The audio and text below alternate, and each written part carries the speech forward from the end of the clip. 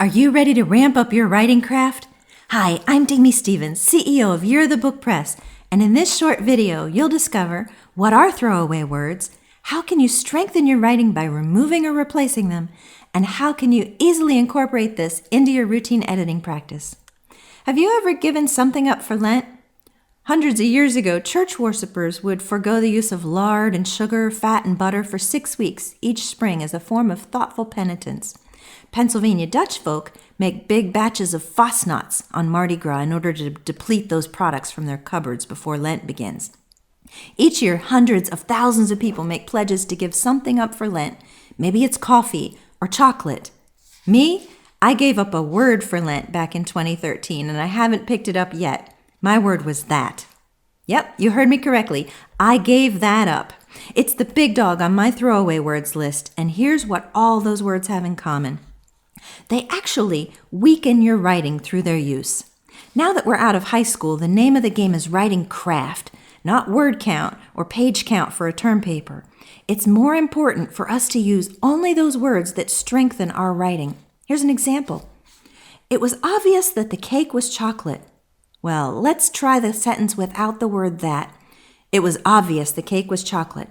That's much better. Do you see how it immediately tightens the read? It quickens the pace. Our readers' ears won't miss that at all.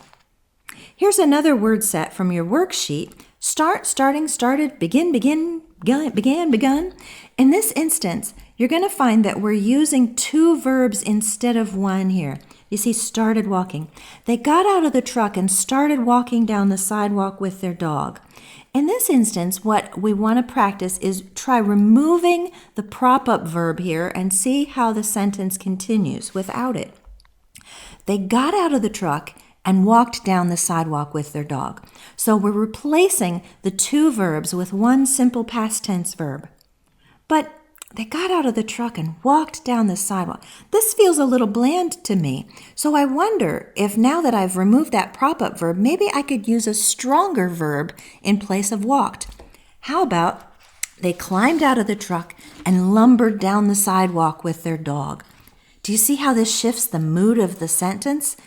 Once we remove that prop-up verb, it prompts us to reach for an even stronger verb to take its place. Now, with this particular list of verbs, starting, started, begin, began, I am in favor of keeping them only when your character makes a move towards starting something, but gets interrupted before that task can be completed. Here's another evil throwaway word from my list, very. In speech, we use very, and we use it effectively, to add emphasis to the word that follows in order to amplify its meaning.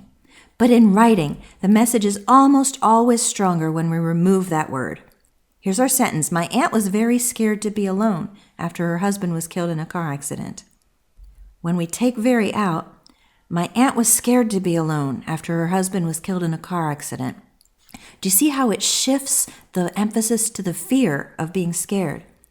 But in the same way that removing started prompted me to choose a stronger word, here, I also feel maybe scared isn't strong enough.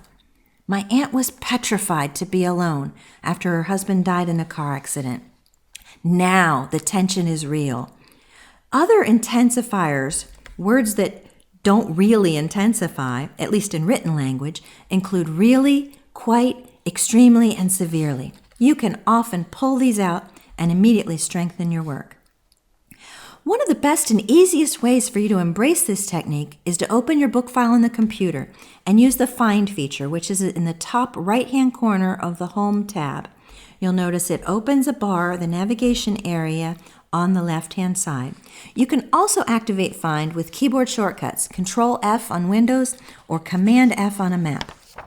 You're going to type the word you're looking for into that search box and notice how it instantly lights up any word on the screen in yellow that qualifies.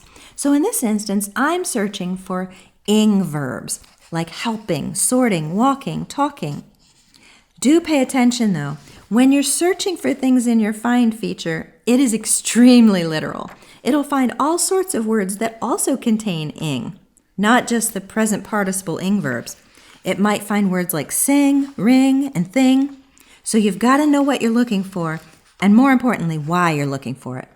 In this case, you're seeking out places in your story where you can add strength and power by swapping ing verbs with their simple past tense counterparts.